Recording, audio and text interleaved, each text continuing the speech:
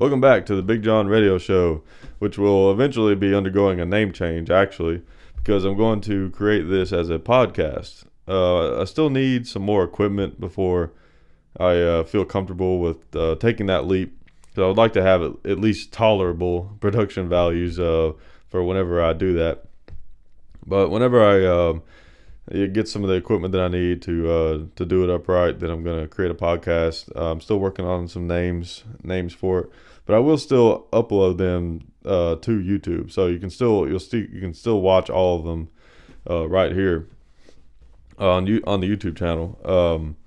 And eventually, I may even incorporate cameras, something like that. I'm not sure. I'm just kind of having fun with it right now, and eventually, as I have time and money, I may buy some more stuff to further the production values a little bit. But anyways, and you know what I have to say, it got me thinking the other night when I was doing Talking Lead. One of the if you guys haven't seen that yet, I was on Talking Lead, and I was one of the judges for their T-shirt contest. And you can check that out, I think, on their website, talkingled.com or something like that. It got me thinking last night. They had one of the people who entered did a ice bucket challenge for his picture, and it really got me thinking. You know what? Actually, I hadn't seen one of those in a little while. So it's kind of, I have to say, it's kind of nice that the ice bucket challenge thing went the way of the Harlem Shake, because now, while I think donating to charity is a great thing, it's a very honorable thing to do, and everyone should try to do it if they can. But I have a problem with there's kind of two things that come together that kind of give me a problem with the whole ice bucket challenge. One, I'm not crazy about these really flash in the pan internet trends. I mean, it's very rare that any of them are very interesting. It's just kind of like everybody's just, I don't know, just they saw something shiny and everybody ran towards it. And then until there was something else shiny to run towards, it's just kind of, I don't know, it just seems kind of crazy. So I'm not real fond of those. And then also, I've never been crazy about people that are too pushy about donating to charity. I feel like those organizations should make themselves available. I mean, I get it. Of course, they want donations as organizations, but I'm not saying that they shouldn't be allowed to market themselves. All I'm saying is I don't respond very well to it. Like if you're leaving a store and somebody's saying out there, "Hey, why don't you donate to this, and that?" Because it's kind of like usually the way that they do it, it's very it's like they're trying to make you feel bad or something. It's like bullying almost in a way, and it's just, I don't know. I just have a problem with that tactic. Yeah, sure, make yourselves available, advertise, let people know that you exist, but I don't like people that try to bully you into donating money to their cause, because there are tons of causes, of course, that are just horrible things going on, horrible diseases or situations, whatever, that really do need people's help and need money. But no one cause is necessarily that much more important than another one.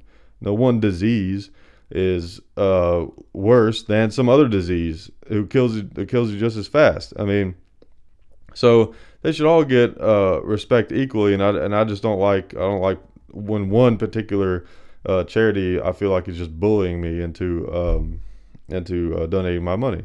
I'm not crazy about that, and that's how the Ice Bucket Challenge ALS thing kind of feels, and I'm sure that's a great cause and all that. It just kind of goes beyond that for me, and plus I could almost see some guy somewhere saying, "Hey Fred, I bet I could get everyone in the country, or maybe even the world, to dump a bucket of ice on their head." Oh no, you could never do that. That's insane. Watch. You know what I mean? I almost feel like something like that happened. I mean, like that. What's that movie? Trading Places with Dan Aykroyd and Eddie Murphy. It almost seems like something like that. Oh man, I'm just joking around, but but yeah, I'm kind of like I said, charities. Yeah, I mean, you need to donate to charity. That's just a great thing if you can afford it. You should do it. It's just a very honorable thing to do. Just being a member of society, it's a good thing to do. But trends like this Ice Bucket Challenge thing, just not a big fan, and kind of glad to see them, as I said earlier, go the way of the Harlem Shake. So kind of glad I'm not seeing much of that anymore. But one thing that I'm excited to see is pumpkins are starting to show back up, and that's all. That's always an exciting time of year for me, since we've been doing these crazy videos. Whenever I drive by and see a bunch of pumpkins out there for sale, because I know what's coming. It's time to get a bunch of them, round it up, and see what we can find in the barn to destroy them with.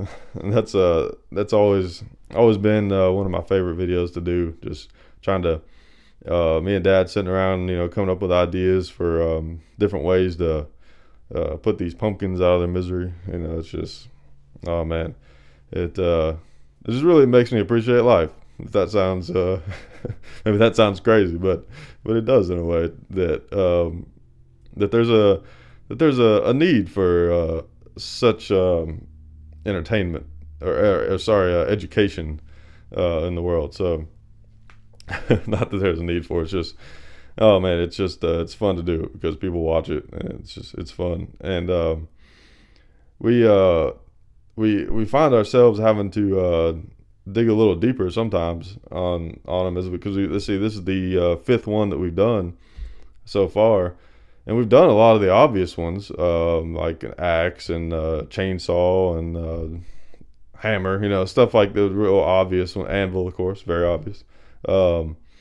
And we find ourselves having to dig a little deeper. But it's funny because every year it seems like the past 2 or 3 years, there's this moment where we're kind of like, oh man, what have we not done? Like we can't think of one, and then the first one comes, and then bam, it's like we just rattle them off, and we usually end up thinking of way more than we can actually do.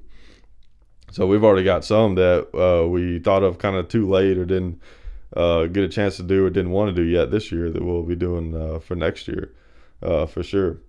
And I was joking with Dad and saying we ought to freeze some so we can do some like even in the summertime. But I don't know. I'm not sure how that works. If you can freeze a pumpkin and if it'll thaw out correctly. I don't know. I've never done that before. But anyways, I hope you guys enjoyed that video.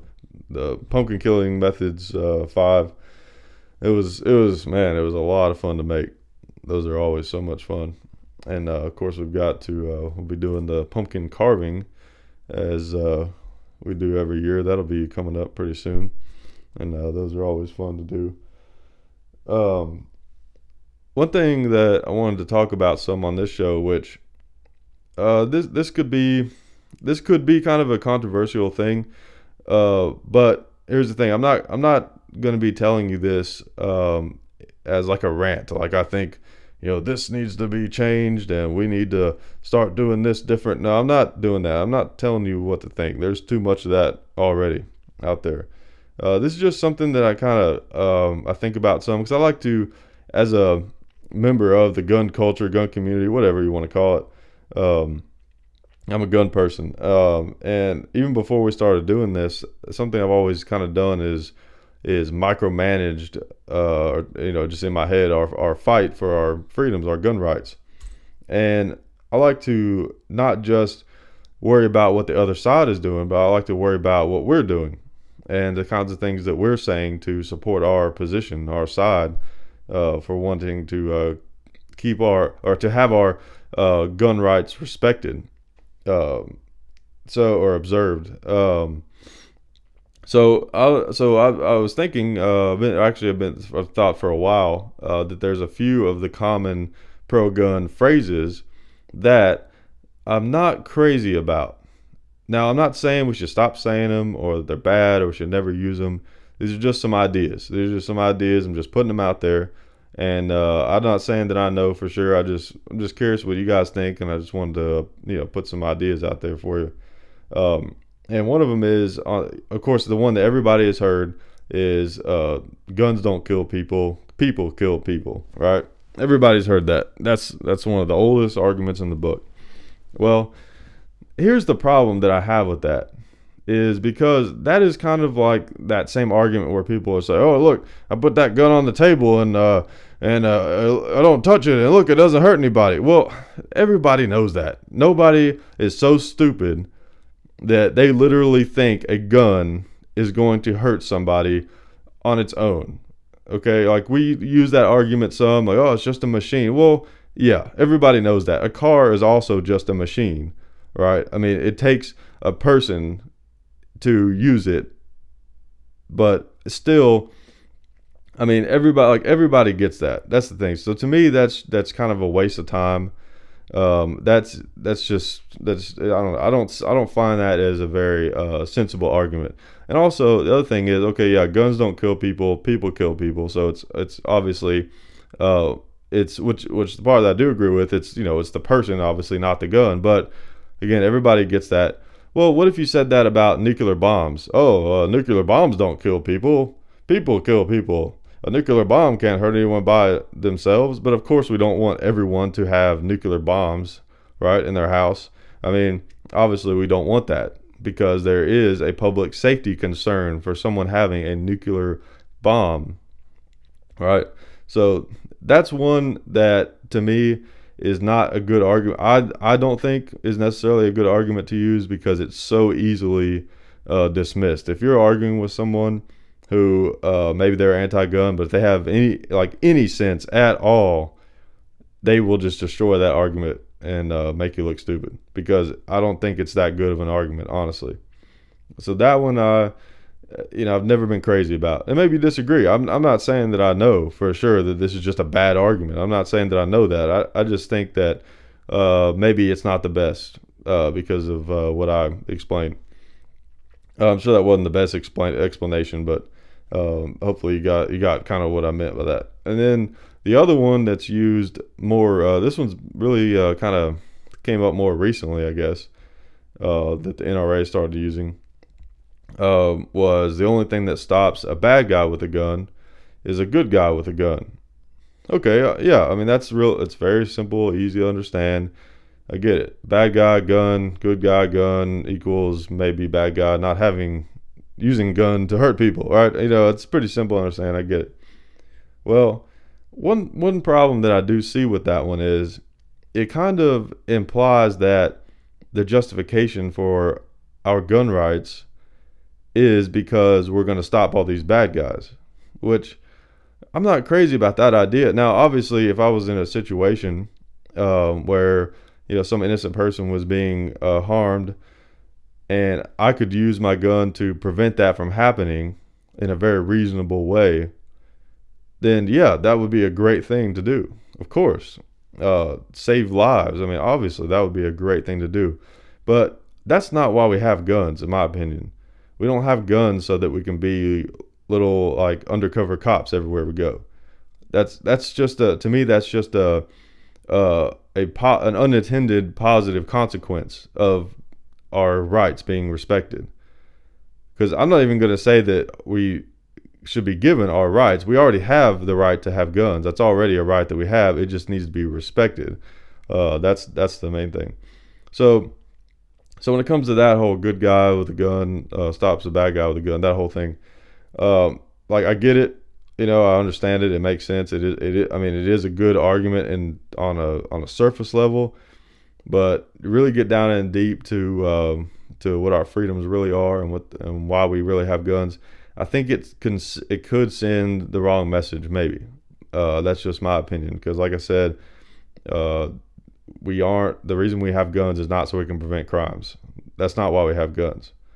We have guns because we, as people in the universe, have the right to defend ourselves. I'm not even going to say we have the right. It's just no one can take that away from us. The term right is kind of tricky in a way because, I mean, really, you think about it, you're not really born with any rights. In a sense, you kind of have to make your own way. right? And you don't have, when you're born, you don't have a right to really anything, if you think about it. So freedom first starts with a decision. That's where freedom really lies, is a decision. So you've made a decision. You're going to defend yourself with a firearm, and we want the government to respect that.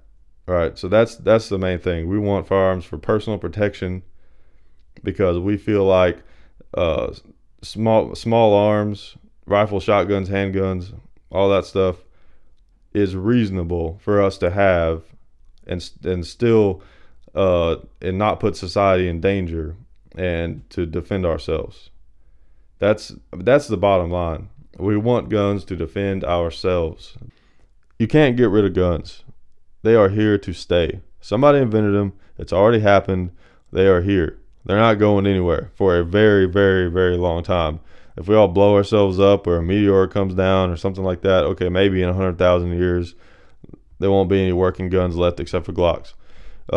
But guns are here to stay for a pretty long time. Okay. And anyone who really thinks about it understands that. Even in some of these countries where they've had really strict gun laws for a really long time, there's still guns. People still have guns. And of course, you all know the stats. It doesn't make a country that has less guns doesn't have less violence. That's the thing. Okay, yeah, maybe there's less shootings because they banned all the guns and have for years and years and years and years, and have actually gotten rid of a lot of them. Well, there's still some guns there, and those people who have them have ultimate control over anyone else. And also, there's still just as much violence, if not more, in all those countries. Just about all of them that I've looked into, just as much violence, if not more. And I don't know about you, but getting shot, stabbed, beat, all that stuff is bad to me. It doesn't really matter which one it is. Violence is violence. So you can't get rid of guns. There's still going to be some. So if there's going to always be guns, then I want to always have one to protect myself against that person that would have a gun. That's the bottom line right there. You can't get rid of guns, so let's let everybody have them so it evens the playing field. Because it's not fair if only the worst of the worst criminals have all the power, right? Most people, I think, would agree with that. So to me, that right there is that's kind of my version at the time of the bottom line gun argument. It's very simple to me. Can't get rid of guns, so we need them to protect ourselves. Reasonable. The one reason, now when I say the word reasonable, I don't mean the same kind of reasonable that the what's that organization, Everytown, and all these others, they say, oh, reasonable gun control. Well, to me, what reasonable gun control should mean is I want something reasonable to protect me from something reasonably I would face, right? So to me, that is basically any rifle, shotgun, handgun, all that, small arms basically. We should be able to have any kind of small, full auto, none of that shouldn't matter. Any small arms, that should be available to the public. Now, I'll be honest, where I would put the line is I don't think society is prepared for shops to have just availability of explosives, rockets, things like that, like high explosive devices. That makes sense to me. I don't think it would be smart for that to be part of society, where you can just walk into a store and easily just pick up a pineapple hand grenade, just live and everything, for $50. That's way too far. Small arms. That's what we deserve to have. That's our right that should be observed by the government, and I'm going to fight that till the day I die. And everyone who owns guns and supports freedom should. So yeah, that's the bottom line. You can't get rid of guns. They're always going to be here. So we should have reasonable guns to protect ourselves from those guns that you can't get rid of.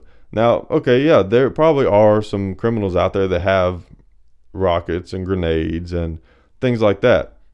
But that's not a reasonable thing that someone would use against you. And small arms still can defend you against that attack. Just because someone has a rocket doesn't necessarily mean that you're just dead automatically because it's a more powerful weapon. Small arms is plenty to defend yourself really against basically anything, unless someone comes at you with like tanks and helicopters and stuff like that.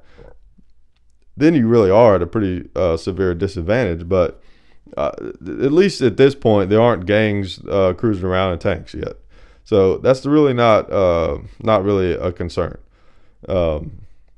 So small arms, that's what we want basically. That's what we're fighting for. And the full auto NFA Act thing.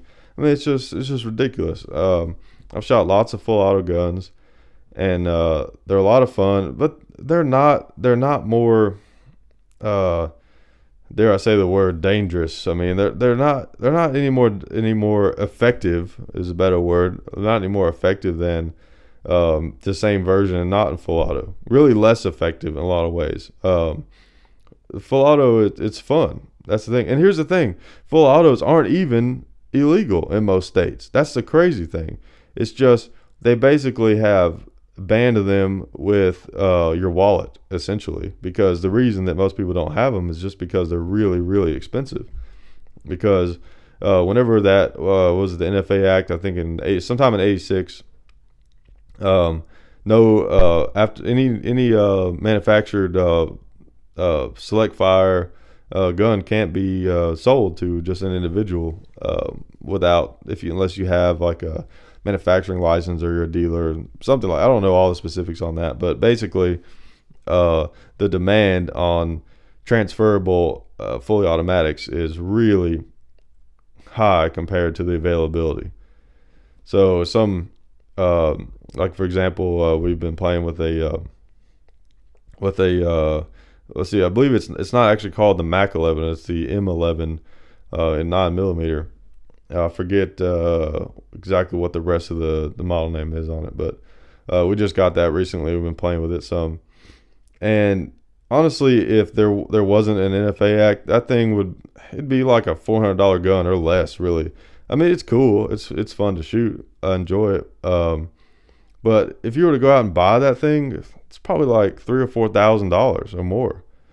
In reality, it's basically junk. That's the thing. I mean, but just because those things are so rare, they end up being really expensive. So I just find that really really odd that, okay, we've decided that you shouldn't have fully automatics, but we're not really going to ban them. We're just going to make them really expensive. What's going on with that? It doesn't make any sense.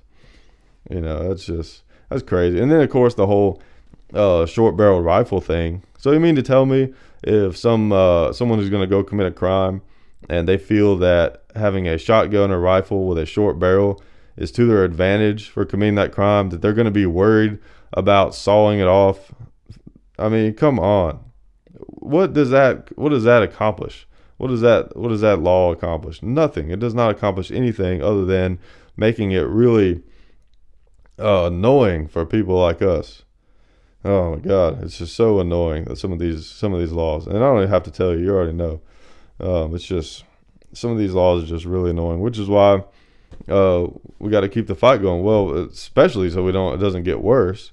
But it would be a nice thought to think that maybe we could get some of this crazy stuff reversed one day. Instead of just defending what we have, maybe we can push on and actually gain some. That would be nice. And I have to say, for the first time in a long time, I really feel like that's possible because of the massive boom of people getting interested in guns because of the internet. It has a lot to do with it. It's just really reassuring. I really feel like for the first time that some of these crazy laws that have been on the books for a long time may actually get reversed at some point. But yeah, I kind of went off on a tangent there, but that's just but some of those laws just really bother me.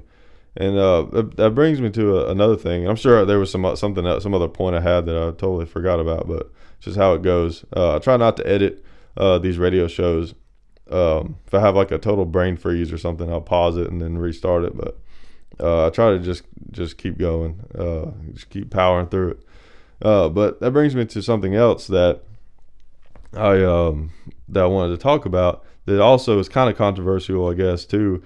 Like the like what I talked about earlier about the second, the pro Second Amendment phrases. But this is not. I'm not endorsing this. I'm just saying that this is just an idea that I've had that's interesting. I'd just like to know, again, like I said before, what do you guys think about it? Am I crazy? Am I losing it? Or is this a reasonable opinion? And that opinion is that the term assault rifle is not what everybody says. Most gun people will tell you that you should never say the word assault rifle because that would just be inaccurate unless it's a fully automatic. Well, and then the other reason is, of course, because the anti-gun people use the term assault rifle, right, to describe just your standard AR-15 that you buy just in a gun shop. Which I understand that. I understand rejecting that term because it's used in a negative connotation. Like, that makes total sense to me. And I'm not saying that we should stop rejecting that term necessarily. This is just kind of, I think I have a little bit of a different view on it than most people do. And that term is not necessarily that inaccurate, because to me the term assault rifle doesn't apply to the fully automatic capability, right? Because you don't refer to as an Uzi as an assault rifle. It's fully automatic. It's select fire. It's not an assault rifle. It's a submachine gun. Even if it was a semi-automatic version of the Uzi, you still wouldn't call it an assault rifle. You just say it's a semi-auto Uzi or semi-auto subgun or something like that. The thing that makes a gun an assault rifle, in my opinion, is a gun that takes a detachable magazine holding more than like 10 rounds or so, right? And that has an intermediate powered cartridge. Because unless I got my history totally off, the Sturmgewehr, that gun that the Nazis came up with, more or less, was the Sturmgewehr, unless I'm mistaken, means storm rifle. So that was basically the first assault rifle, and it was not referred to as an assault rifle because it was full auto. It was referred to as an assault rifle because it had a 30-round magazine and it had a mid-powered cartridge. So it wasn't a pistol cartridge like maybe the MP40 at the time, making it a submachine gun, and then it wasn't a rifle cartridge like 8mm, maybe like they would have been shooting out of the Mausers. So it was in the middle. It was from what I understand, I think it's somewhat similar to the 7.62 by 39. It was something like that, maybe a little.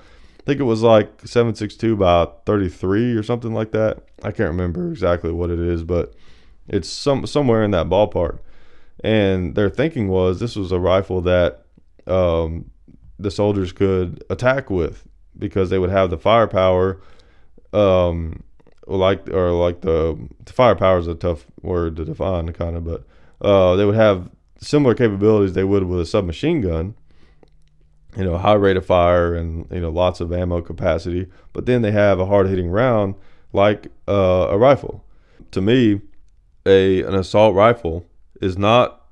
It may or may not be select fire, but what defines it as assault rifle is a gun that holds a rifle that has a detachable magazine holding more than 10 rounds, typically 30 is standard for that, and is a semi-automatic, of course, and fires, but mainly the defining factor for me is the magazine capacity and the intermediate cartridge. It's not quite a high-powered rifle round, but then it's also not a pistol. To me, that is what makes it an assault rifle. So an AR-15 that you buy off the shelf, to me, it is an assault rifle. The 5.56 223 round, it is an intermediate cartridge. It takes a 30-round magazine. It is an assault rifle by definition when that style of gun was created, unless I've just totally got my history wrong, which is very possible. So you guys maybe fact check me on that. But to me, it is an assault rifle. Okay, so then we come back to the whole negative connotation thing. Okay, maybe let's say hypothetically that assault rifle is an accurate term for an AR-15 or an AK that you buy off the shelf in a gun shop that's semi-automatic. Let's say that it is. Well, then you've got the issue of it being giving the media giving it a negative connotation. Well, here's the problem: the media didn't give it necessarily a negative. They did try to give it a negative connotation, but I don't think we should allow them to give the term assault rifle a negative connotation, because that implies that the rifle is bad because it was used to assault. To me, that is just crazy, because that shouldn't matter. Of course, it was designed to assault. It was designed as a military weapon, which is exactly why we need them in our house. I don't think that we should be ashamed of that. The reason that we have it is because of its history. We want reasonable guns to protect ourselves from reasonable threats. Assault rifles, as called by the media, they're out there. People have them, so of course we want them in our house. I don't feel like we should be afraid necessarily of that term. Maybe we should. I don't know, but I don't like the fact that the anti-gun crowd is telling us what we can or can't call our guns. That's one of my biggest problems with it. I don't think we should let them tell us anything. Really, I mean, we should be able to call our guns whatever we want to call them, and not worry about what the maybe the negative connotation is. So that and I haven't completely made up my mind how I feel about that. That's just kind of my opinion on it. I don't know. I mean, if I'm not sure, honestly. I don't have the answers. Like, should we stop using should we continue to not use the term assault rifle and just completely get it out of the vocabulary, or should we go the other way and just start using it and not care what they think about it, because it is likely a historically accurate term. I don't know. I'm not sure, honestly, but I think it's something that we should talk about.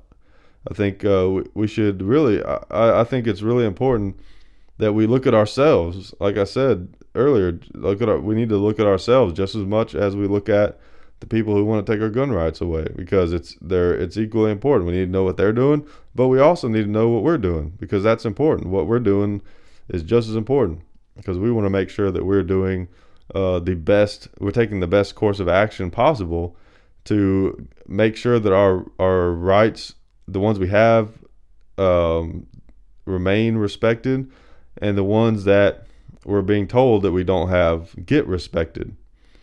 So that's really important. So think on those. On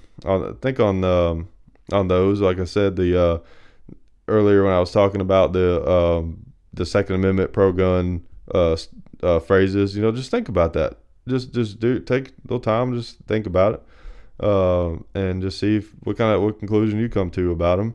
Really dig deep and think about what they might mean, what the implications are, like I tried to do, and in this term assault rifle, and maybe there's even some other terms like that I didn't mention that you can take a second look at. I think that's important. I think we should take a second look at everything in our lives. I think that's important. We should always step away from ourselves and look back. Look in the mirror of our life that shows us everything that we're doing, so that we can make sure that we're doing what we intend. Because sometimes we do things without even realizing that we're doing it, and we didn't even want to in the first place. So don't be afraid to question things. Take a look at it.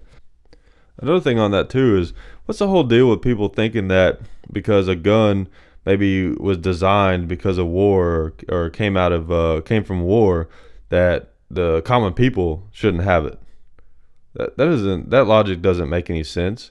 It's like Velcro. Oh, because NASA came up with Velcro. That's for space. We don't need that. That's only for space.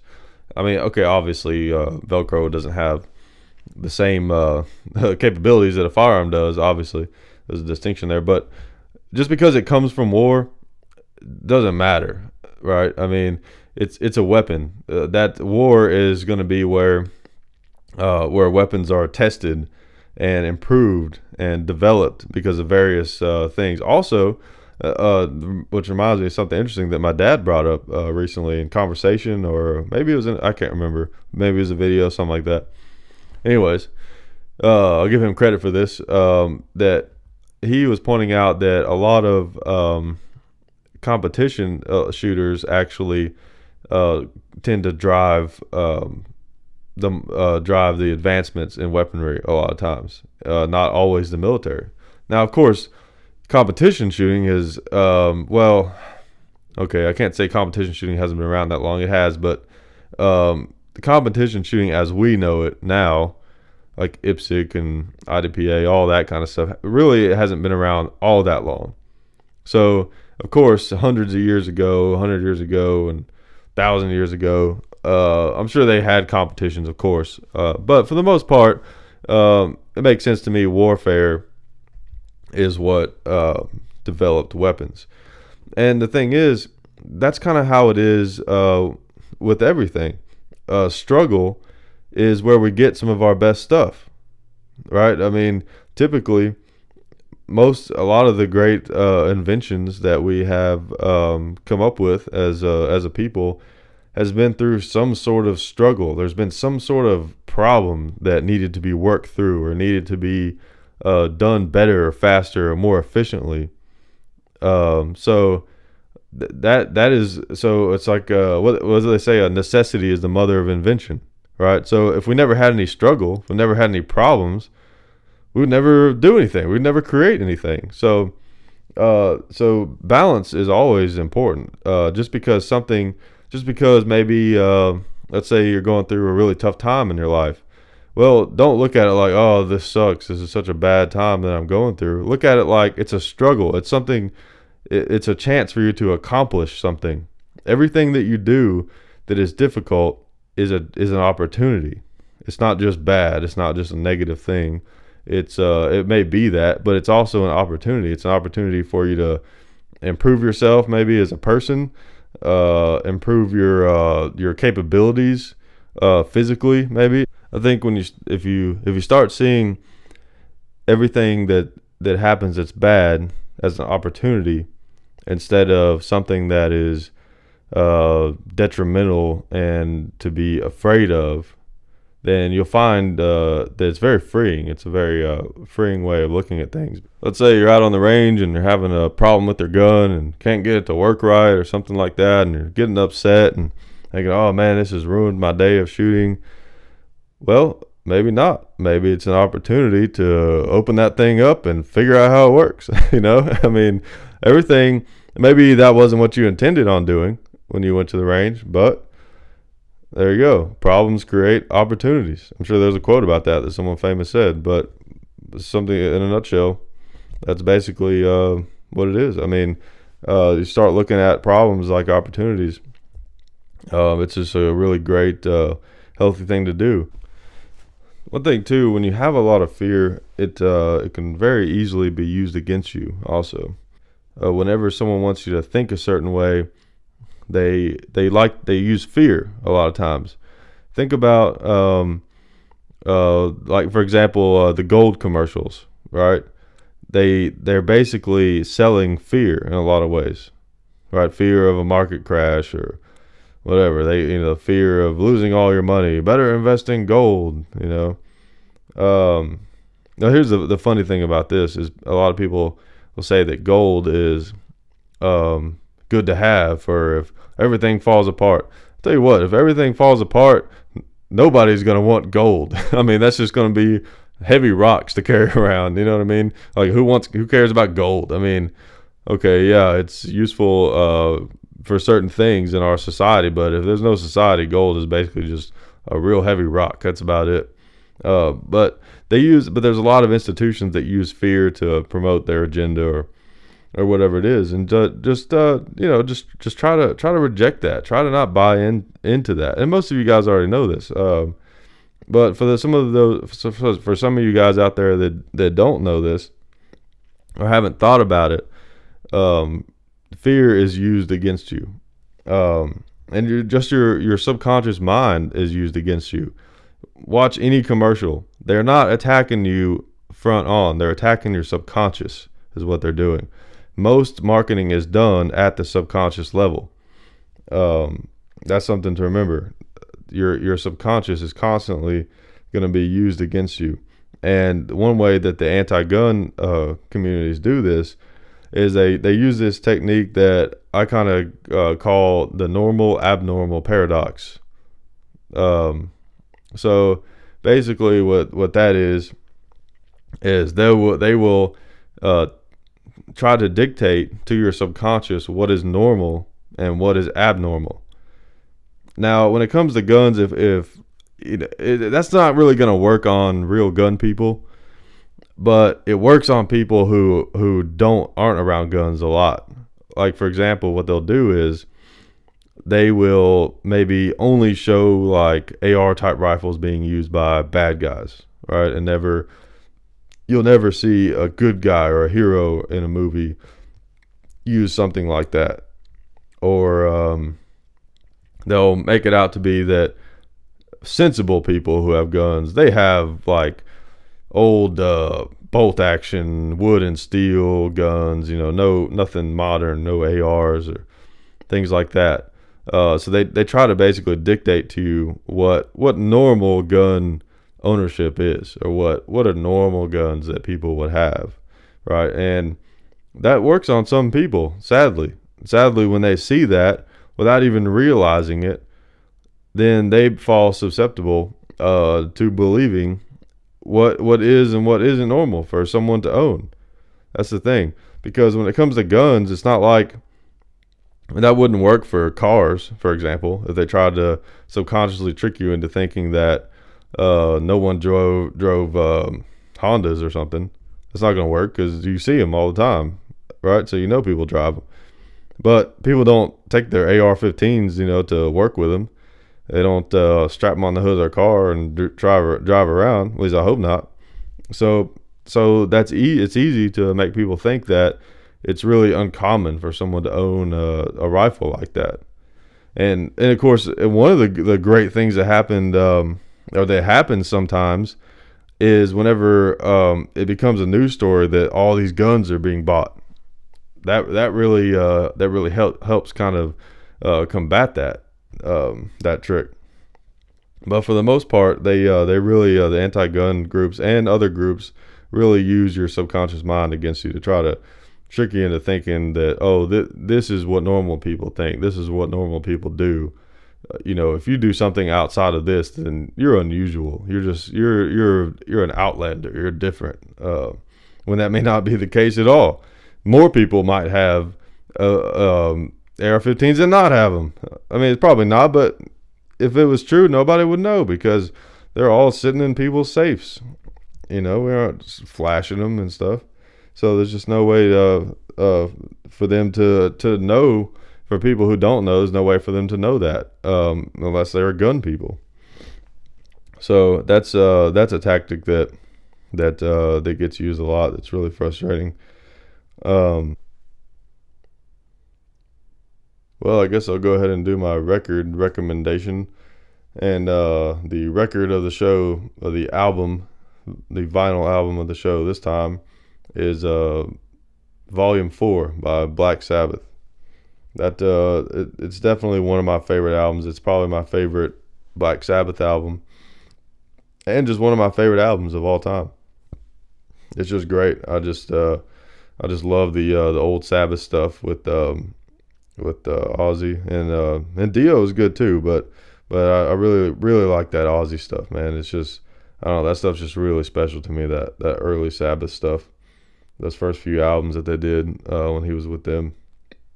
Just great stuff. Just great. I mean, some of that music is it's almost more than music in some ways. You probably think I sound crazy right now, but It is. It's just unbelievable. I love that stuff.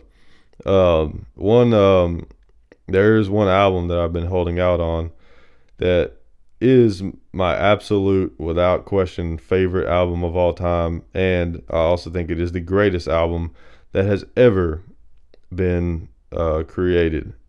And I'm not going to tell you what it is, but I've decided that I'm going to do that album whenever I finally get my podcast set up and once I get all that stuff figured out and I upload the very first episode to as a podcast. Then that album is going to be my absolute favorite of all time. I guess look for that. I guess, I don't know, or don't. It doesn't matter. But I don't know. I just felt like I would let you know. A lot of these albums that I've been recommending are some of my absolute favorite albums. Of course, I'm somewhat limited because I've decided I'm only doing LPs that I actually have myself, that I actually own on vinyl. And I don't just have an unlimited supply of them or anything. And typically the ones I buy are ones that I like, obviously. But so I've just been picking through my record collection and just really trying to bring out some of my absolute favorite albums. But like I said, there is one though that is number one without question, and it's been my number one for like as long, really, from the first time I heard it. Really, it was this is my favorite album I've ever heard, and it's the greatest album ever made, and that's never changed and never will. That opinion, at least. You may disagree, but I'll release that whenever I start the podcast. And it's just music in general to me is just such a special thing. My grandfather was a musician, not professional. He played banjo, and they had like a little band and stuff like that. So I've always had music in my family. I play a little guitar, but I kind of come and go with it. So I'd get to where I was getting to a point where I could maybe get kind of good if I kept going, but then I would just kind of, I'd get distracted and I wouldn't play for a while, and I keep going back and forth on it, and so I never got like really good, and I never always never really had quite the patience to just sit down and just hammer it out and just really get really good with an instrument. Maybe at some point I'll do that with guitar, but really I just love music and just appreciate it, and I just especially the stuff that's considered classic rock, the stuff from the late 60s and 70s, and some from the 80s. I mean, there's music from all the the big decades there that I like, of course, but especially like the real meat of the classic rock days, and of course heavy metal too. You guys see the Metallica shirts and stuff like that. I love Metallica, one of my favorite bands, if not my favorite. Love a lot of the old 80s heavy metal and stuff like that. But the largest part of a lot of what I listen to is 70s stuff. Just a lot of that good classic rock, Bad Company, and the Beatles and Led Zeppelin, like all that kind of stuff. The Doors, I love the Doors, all that kind of stuff. And that's just it's just a great part of our culture is some of that music, and I think some of that music will be respected for as long as it's around. Honestly, I think people will be listening to the Beatles and Led Zeppelin and Rolling Stones and all those bands. I think people will still be listening to that stuff 300 years from now, if it still exists. If it still exists, people will listen to it. Maybe somebody will dig up an old vinyl 500 years from now and figure out some way to play it, or something, and create their whole culture around it. I don't know, but it'll be around. I think for a long time, people will be listening to that stuff. It'll never totally go out of style, for sure. And I don't really find myself listening to a lot of new music, to be honest. I know there's probably some great stuff out there, and I hear some of it occasionally. But as much as I like music, the point I was kind of getting at is I have to admit I'm a little narrow in my music choices a lot of times. I kind of, when it comes to music, I kind of stick to the areas that I really like. I don't tend to listen to a lot of new stuff. I just can't get into a lot of the newer music that I hear. It just, I don't know. Maybe I don't know. I sound like an old guy sometimes, but it's some of it's just, it seems real, like it's real trendy sounding. It's just, I don't know. There's something about it that just kind of, a lot of it, and I've heard some good stuff, but a lot of it just kind of doesn't do it for me. I don't really know how else to explain it. Um, and I've always kind of been a little bit of a counterculture kind of guy. Um, because you really think about it, your culture is responsible for a lot of, if not all, of the problems, of course, uh, that we face. A lot of people complain about society, which really society is not the problem. Society is a good thing. We need society. We need people cooperating and getting along, and for for a common goal, and making our survival easier. Because if we just had to constantly worry about surviving, then we couldn't actually really enjoy our lives the way that they're meant to be enjoyed. If we're just constantly surviving, so society is a really good thing.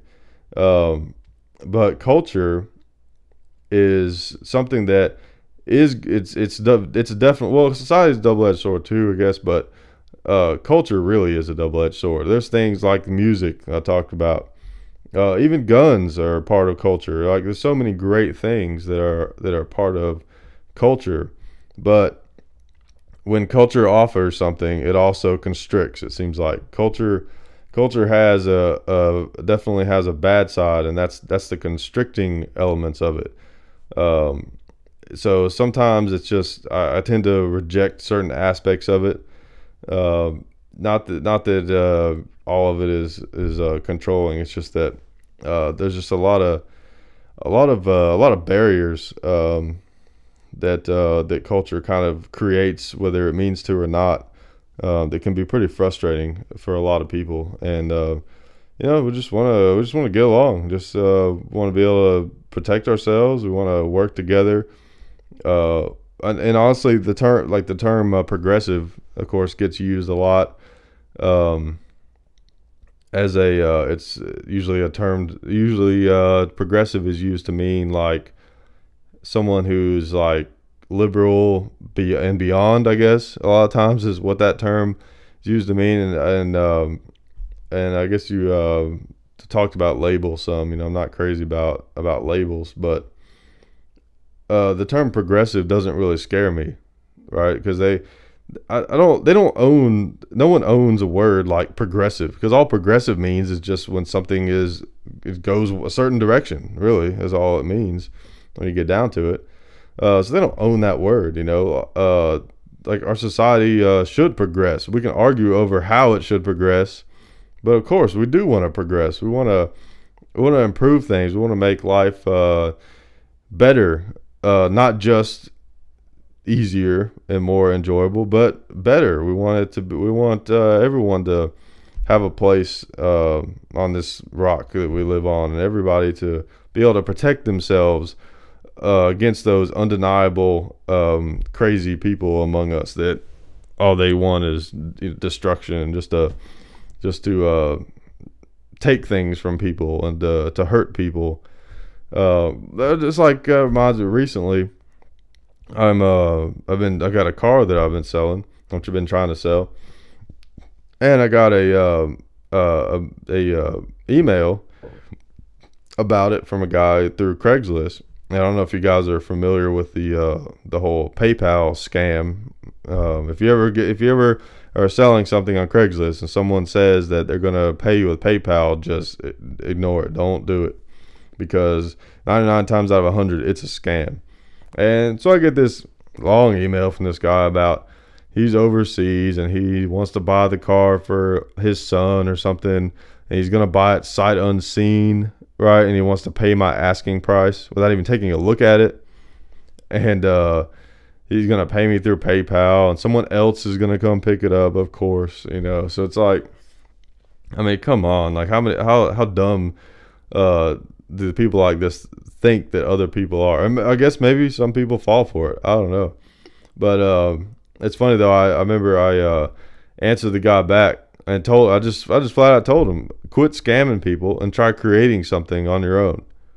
That's the thing. So many people, he never answered me back, of course, but so many people, they're worried about what they can take, what they can get, who they can be better than, and who they get over on. How about just create something? How's that for a novel idea? Just create something that can benefit the people that it was intended to, or whatever. Even if it doesn't, who cares? Just create something. Just quit trying to take things from other people. I don't understand that logic. Just like Dad says, I get to rambling too much. It's funny. Sometimes I'll say something and be like, "Wow, I just sounded exactly like my dad." I guess we spend so much time together. I end up repeating some of the same stuff that he always says. But yeah, I one thing that I want to start doing on this radio show, soon to be podcast, hopefully, is start also talking about some history stuff. You guys know I kind of go on and on about some philosophy and things like that, and I'll probably continue to do that because that's just something that's interesting to me. It's always not going to be perfectly well said or articulated, but that's something I'm interested in. So you're going to hear me talk about that kind of stuff. So, but one thing that's really interesting to me is history. I like history. Well, speaking of philosophy, the fundamental reason for studying history, of course, is what I forget what that quote is exactly, but we need to know history basically so we don't repeat it. And it's funny because we're brought up, hearing whatever I can't remember that quote, but we're brought up hearing that, but we constantly repeat history. The worst parts of it happens over and over and over and over again. The more you study history, one of the biggest things that you learn is that we keep making the same mistakes over and over and over again, and people just let it happen. So it's important to know history, and especially with guns. I love firearms history. I love knowing like where some of these designs came from and how long they've been around, and all that kind of stuff is just really interesting to me. And in military history also, even though I was never in the military, I've always found military history very interesting, especially in the United States. Even not just the United States, but mainly the United States military history is really interesting. And my friend Derek that you hear on the show sometimes, he was in the military for 21 years, and he knows a lot of the history stuff. So we'll be able to talk about that. And he knows more than I do about all that stuff. And I don't actually know a whole lot. I'm just interested in it. I'm just a fan, I guess you could say, of a lot of things. And I don't really claim to know much of anything, to be honest. I mean, I have some knowledge about firearms just from so much exposure to them.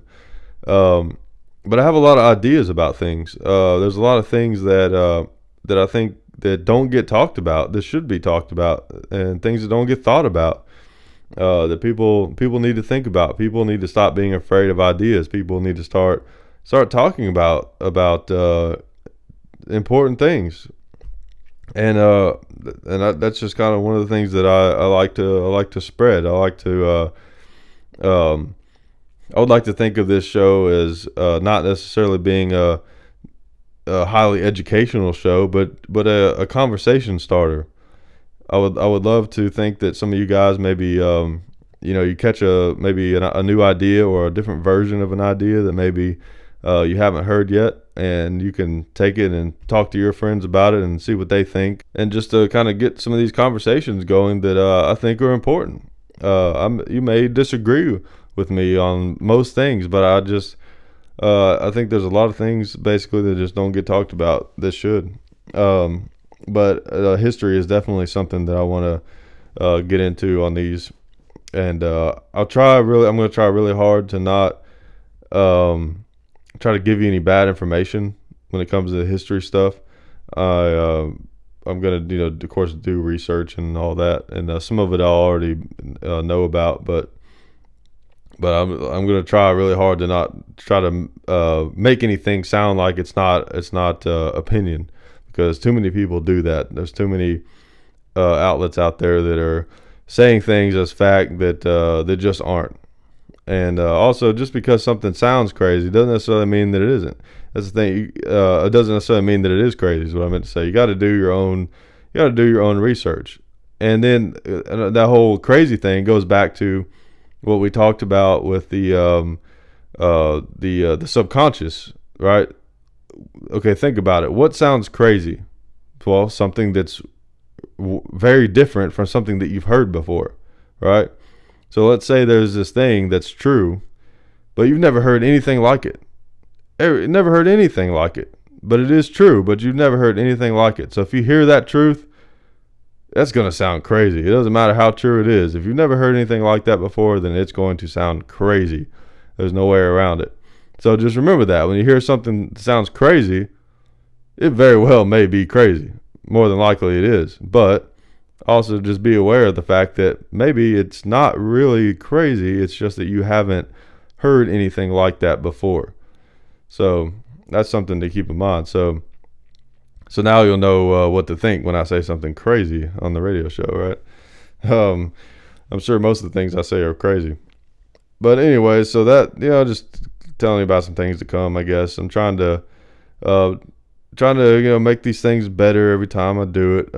I feel like this one was a little sloppy because I didn't have any real good concrete topics, but I just really wanted to do another one, and so I enjoy doing these. And eventually, like I've been telling you guys, the production values are going to go up. I'm going to be getting some better gear, better equipment. And eventually I'll have the podcast, and they'll have a different name. And eventually you may have some video actually too.